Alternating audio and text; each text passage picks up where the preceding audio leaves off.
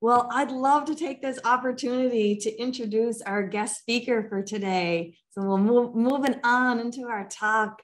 Kevin Moran, a Toronto-based designer, illustrator, and all-around good guy, according to his mom. I think you'll all agree. Kevin works both full-time for ad agencies and startups while also working with some notable brands like Spotify, Nike, Uber Eats. He calls this a side hustle. During his 10 years in the biz, he's had the opportunity to work with a number of clients all around the country and even the world, and has even had some work published in some real-life magazines. His illustration brand, Smelly Trees, pushed the boundaries of illustration with style consisting of geometrically sound visuals paired with fun colors and quirky graphics that are hard to forget. When he's illustrating for clients, when he isn't illustrating for clients, I should say, he teaches a few design classes at 2 local Toronto colleges. He also has delved into the world of online courses, creating his own during the midst of the pandemic. And I think we'll have a chance to share that link out with all of you after. His colorful, bold illustration style matches his bubbly, I would call effervescent personality, and his passion for pushing the boundaries of graphic design. We'd love to give Kevin the stage here, give him a warm welcome in the chat, and we can't wait to hear what Kevin has to say. From his words to yours, we know there'll be some inspiring things to share. Thanks, Kevin. Stage is yours. Hi, everybody. Thank you so much for that intro, Carla. It was amazing. I'm so excited to be here. Let me go ahead and share screen here because it is a prop of mine for this talk this morning. You're gonna see a horse farting right now. And I'm gonna go ahead and play. So yeah, thank you again for that awesome intro. I'm very excited to be here to talk with you all and share everything that is creative in terms of what it means to me and what it means to all of you, I'm sure. And I'd be lying to you if I told you I wasn't a little bit nervous this morning, because when the group did invite me to come speak, they told me that there was a theme, and we just talked about the theme. It's folklore, and some of the ways that it was explained right now was amazing, and it fully kind of, I'm starting to understand it a little bit more. But initially, I didn't know how I was going to relate anything that I have and what I create every single day, and how I'm going to relate that back to folklore. So naturally, the first thing I thought of was just taking in some T Swift, and I learned nothing, to tell you the truth. I had no idea what she was talking about. It was fantastic. I heard some bangers, and it was pretty good, but I really didn't learn anything about folklore. So Taylor let me down there, but that's okay. I kept going, and I went onto the Google machine. I said, well, what does Google tell me that folklore is? And I got this amazing definition. And I think that a lot of people have already spoke to that when they were speaking just now. And Carla did explain this as well. The traditional beliefs and customs of community passed through the generations by word of mouth. And I thought that this is pretty impactful thing. And I think that as creatives, we all have our own beliefs and experiences, and we like to share them with other people as they are kind of coming up within the industry. And I thought it was a great chance for me to share my beliefs and my experience, and I guess share some folklore myself. And what I'd like to share is do work to get work you want. And I know there's my copywriting friends, they're on this call. I'm sure they're all rolling their eyes really, really hard and throwing it up in their mouths right now. Just seeing this is probably a nightmare. I'm not a writer, but I feel like this kind of stuff isn't really talked about in school enough, and how it kind of does help you develop your craft and helps you grow within a field that you do love. So I'd like to share my journey with you and how I've kind of grown in the creative field, and how this kind of like doing the work that I want to do got me the work that I wanted. So I'd like to share my journey with you right now. So yeah, I'm a graphic designer. by trade. That's because I studied that in school. It's not a title because it changes over time as I experience new things. And ultimately, when I meet a new person and they ask me what I do, I say I'm a graphic designer, and the conversation ends there. I don't want to go any farther anyway, because I find it really tough to talk about what I do, especially with people who are outside the creative field, because they don't often understand how tough it is to work in this practice and to be considered good at what you do, or at least respectable. So I'm a graphic designer, and I like to keep it that way. But it wasn't always like that. So I did go to school for graphic design. And while I was in school, I had this professional practice course where they talk about networking, interviews, resume building. This is a real not live footage, but this is footage from that class where they actually had me interviewed and recorded.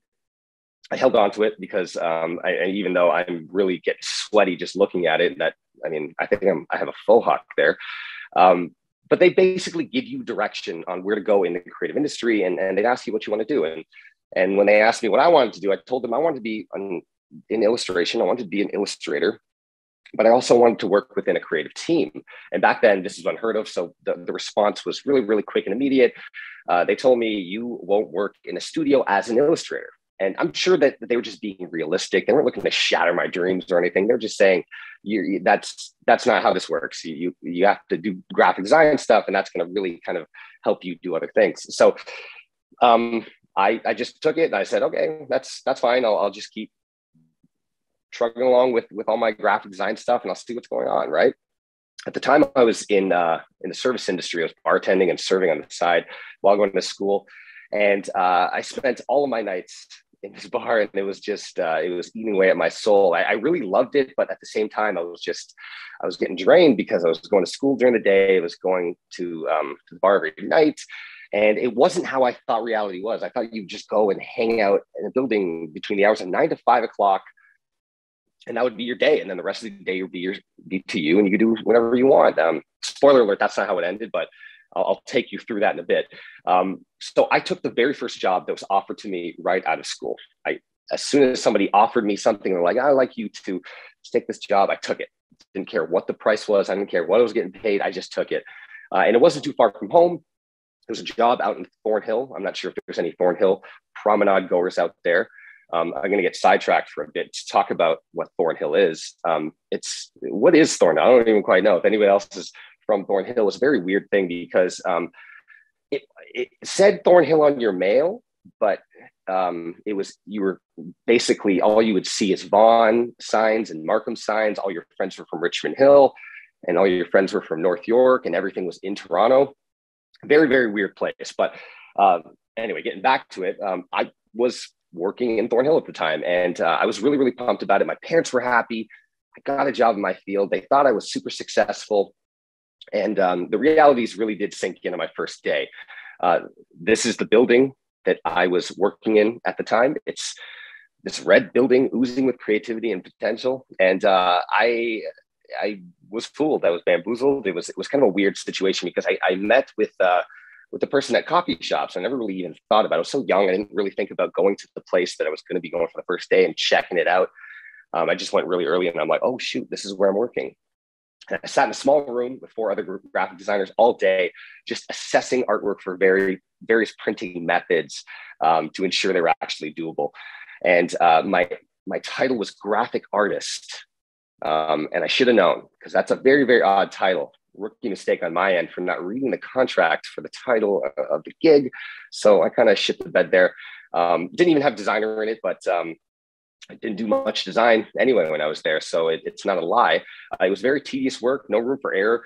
And if you messed up, you messed up. And it would often fall on the art department as their fault. So they would go and look for who did the thing. But I went to work every day, took care of my work, and I just kept going with it. I was just like, well, let me just go in, get paid, and learn along the way. And I did learn a whole bunch actually from this place. I learned how to do some screen printing. I bought my own screen printing set. I bought all this equipment, spent thousands of dollars because again, I was very young and I was stupid. But I did learn a whole bunch of stuff about the commercial printing stuff. I bought my own commercial printing set. I set it up in my parents' garage, and I started doing some some cool stuff. And actually, and that's that red table that you're seeing there on the right there. I'd like to give a quick shout out to Zellers. Yeah, Zellers. I bought that when they had shut down, and they were getting rid of everything, and they were selling everything, not only all their inventory, but they were selling all of their tables as well. So I was able to get that sweet table for, I think, about $20. So shout out to Zellers. Not only do they have a dope ass logo and cheap undershirts, but they also kickstarted my creative career. So anyways, I was making some really, really cool stuff when I was doing my screen printing. And I mean, it helped me kind of develop a bit of a style. I was printing t-shirts, posters.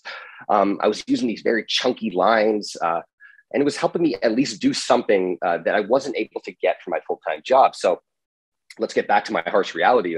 My miserable existence at this building continued. And I was living within these four walls for a very long time. And it was eating away at me. I would continue to work at nighttime, trying to do my screen printing stuff and just doing any kind of illustration work or design work that I came across. And then I'd go to this building during the day. And it was getting to a point where they were even asking us to do overtime, and you'd feel like an asshole for not doing the overtime because you'd be just leaving at 5 o'clock and then everybody else would be just hanging out in that room still. So you have to do it. And I was just basically putting in more hours and not really getting or building upon any marketable creative experience that I had. Alongside, actually, with that as well, I was very, very clumsy. I was very accident prone. I was really, really into sports, but I sucked, obviously, judging by these pictures. I kept breaking bones, and I was injuring myself all the time. And I was also getting a lot of weird things happen to me. Like I was constantly bumping into like poison ivy, and I would get like this weird kind of flare up on my arms, and I sometimes got on my face. I had shingles at a very young age, and I wasn't able to work. But my employer was really cool with it, probably because they could have replaced me with anybody.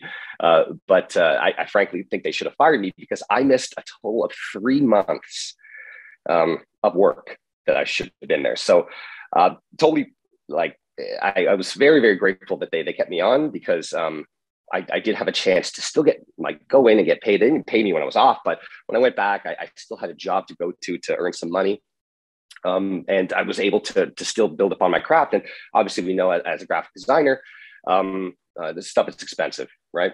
So, and speaking of expensive, I had this computer, right? My best friend at the time. Pew, pew, pew, pew. I spent my days and nights on this thing, especially when I broke all my bones. I'd just be in bed trying to mend up. And I just watched tutorials and just used Adobe Illustrator and Adobe programs. And at that time, when I was really, really getting into it and starting to build on my work with my printing stuff, Dribbble hit the scene.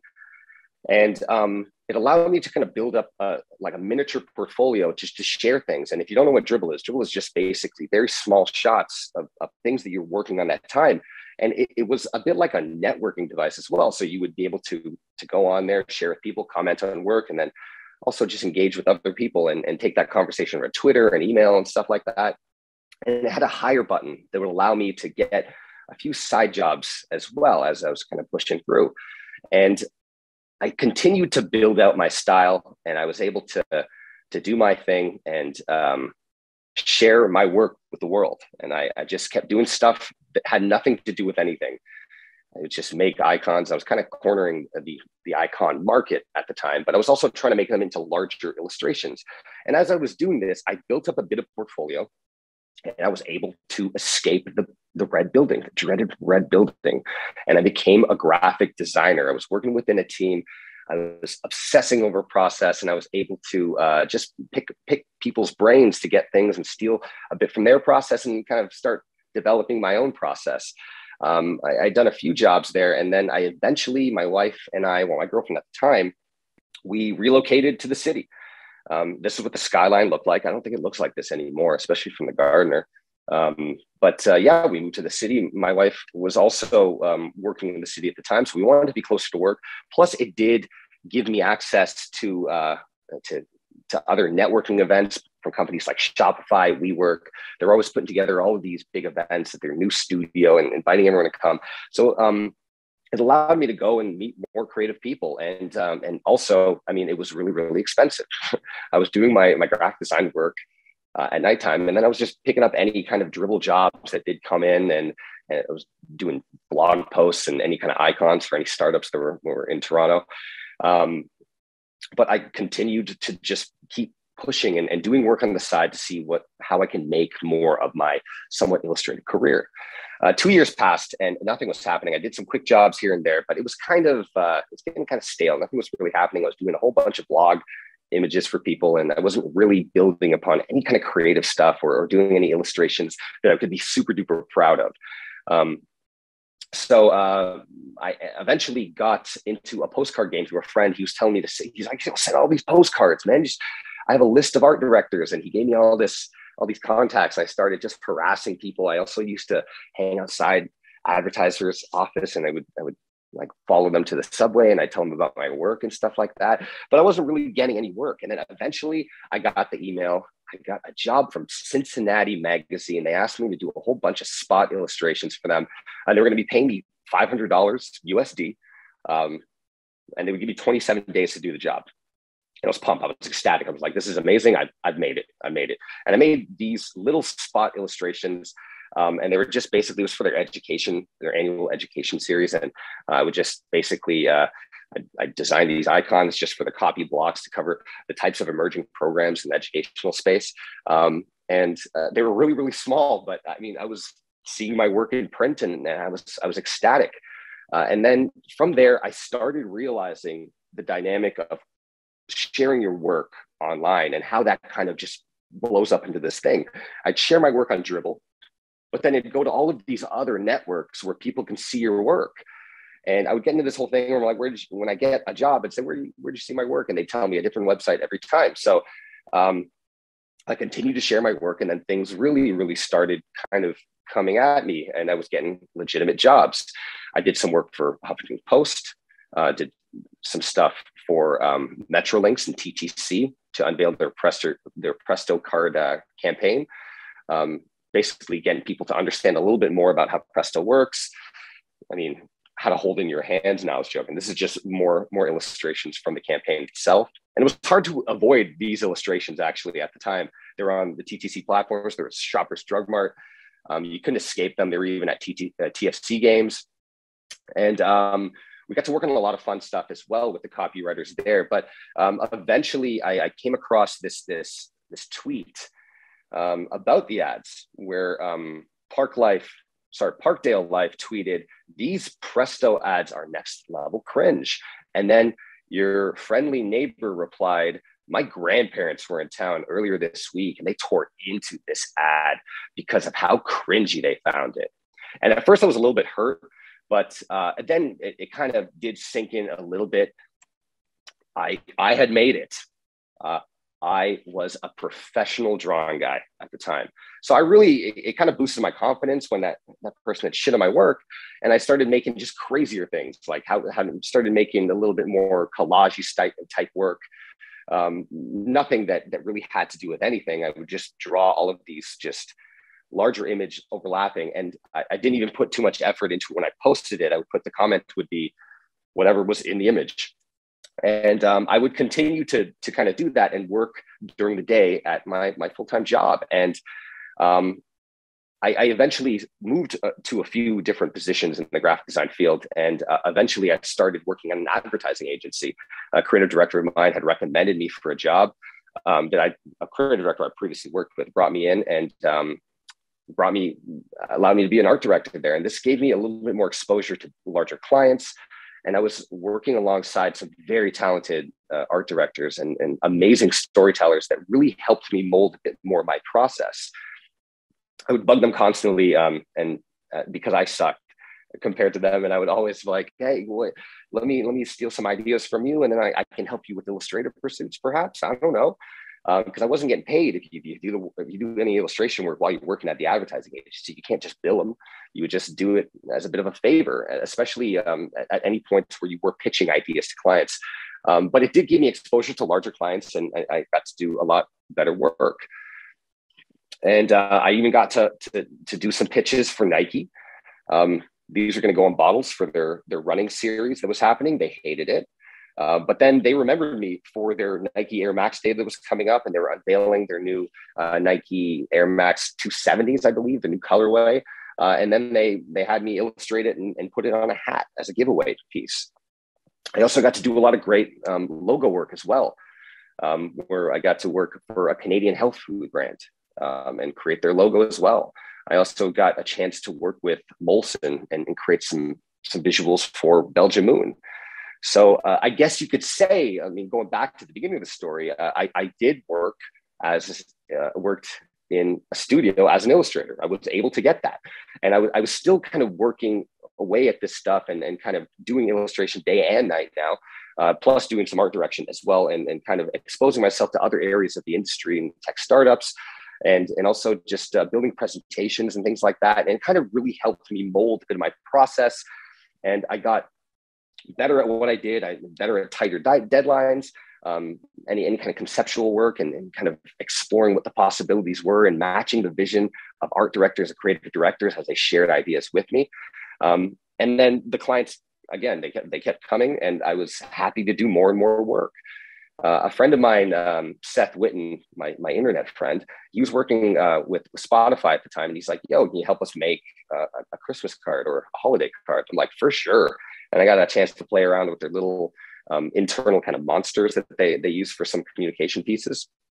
And when I did that, that led me to also help them with their customer advisory event, where I got to take my collage kind of style and brand that event. And that went into a lot of name badges, as well as some takeaway buttons, say that they have an opinion, they participated in the event.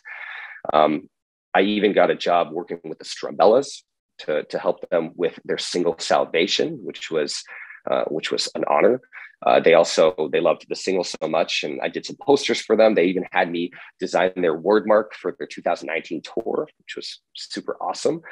I had a chance to work with Fast Company as well, and I was oozing. I got a lot of great work under my belt, and as I was sharing more work and more, I guess, higher level clients, more jobs would come at me.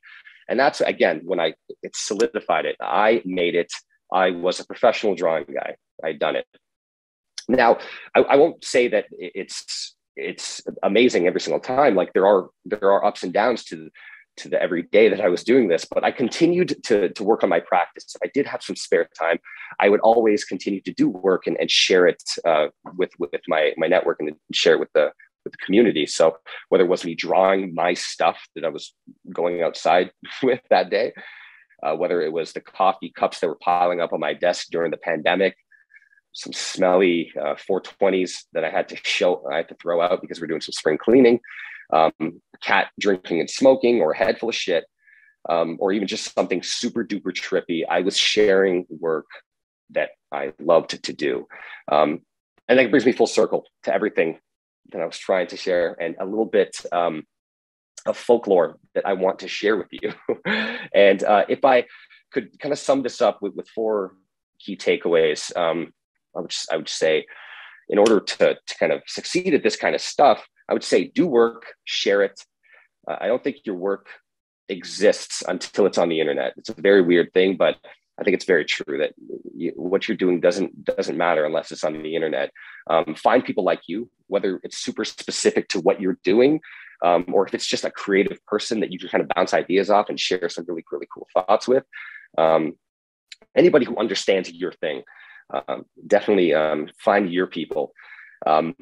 Use your time wisely. Time's a weird thing, especially during a pandemic. It'll go by really, really quick. And I know that we all love crushing the latest series like Bad Vegan or whatever the new thing is, someone getting swindled out of their money. There's a lot of wasted time there. So if you can take your computer with you and kind of watch that content, maybe that's a better use of your time. But learn to say no to some of the other things that could potentially be getting in the way of your dreams. And then be ready. That opportunity is going to come. You need to be ready to drop whatever it is to be able to deliver and get what you want. And that's it. Thank you so much.